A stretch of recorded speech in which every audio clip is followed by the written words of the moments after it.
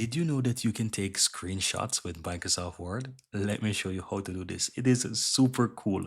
Guys, all you have to do once you're inside Microsoft Word, go ahead and click on Insert, and under Illustration, you will see Screenshot. Once you click on that, it's going to show you all your windows that you have on Word. So any applications that you actually have open on your computer, it's going to detect all of them, and you just need to choose the one you want and take a screenshot. So let's say I want to take a screenshot of this window right here. For example, this browser. I click on it, and guess what? It takes a screenshot of my browser.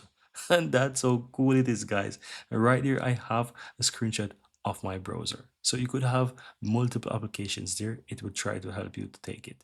And that's it, guys. Very easy and very simple. So that's how you can easily do it. Go ahead and click on insert, find the screenshot right here, and it will help you to take it.